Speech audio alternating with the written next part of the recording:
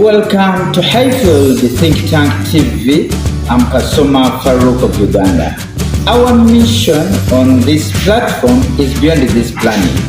We cannot just leave the world as we found it. We discuss issues concerning about politics, social, and economy.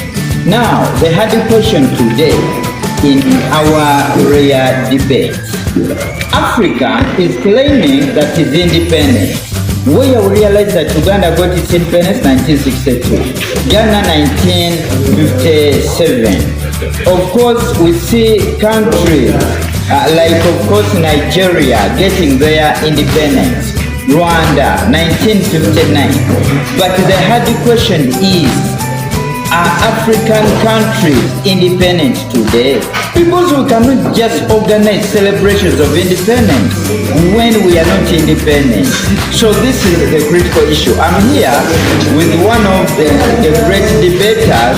It's called the Bukenya. We are going to mitigate into this discussion. Bukenya Hussein, is Africa independent? I wouldn't say it's independent. How much I would say it's independent.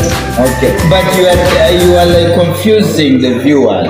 You are saying independent but not independent. Why are you using sophisticated analogies? Okay, historically seeing Africa's independence as to how history books related that it was more on paper than practicability. Okay. But then the reality would be that Africa would be independent if we would just regard whatever is happening in the world as more of social relations and coherence.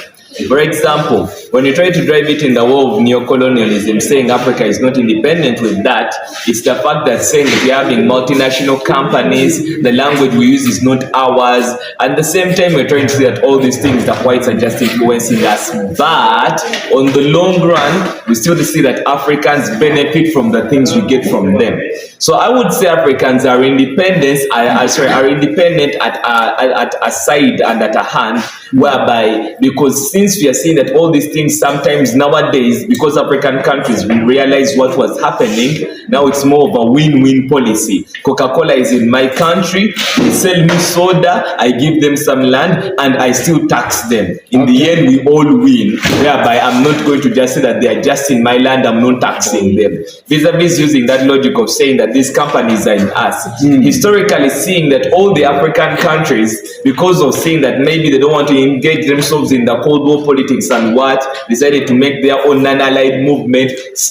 We still need one another in a world. So yeah, at a side we are independent, whereby we have our own governments and what, however much, where we would say we are not independent, it is in the ability of influence, because the white countries are influentially better than us. But Kenya, you mean the issue where the diplomats sat at Bandunga in the Bandunga Conference of 1955 and came up with an idea of forming non-alignment movement 1961. You mean it was a waste of time? Because if the Africans and Asians sat and they decided to talk about the issue of independence, and we are not independent, what kind of sitting was that? Well, the Bandung Conference of 1955 was basically actually successful in its own way, where African countries managed to get out of the British and colonial rule. And then forming the non-allied movement, that NAM of like 1961 on what, it was all kind of successful. However much, we would say Africans are independent because you are the one who makes your own choice. Independence shouldn't be put on the run of saying I am under someone's rule or there is someone indirectly making me to do anything. In the long run, you are doing your choice as you. The time the president of Uganda had to sign the anti-gate bill, he made his own choice, which actually shows that African countries at a long run, they are independent.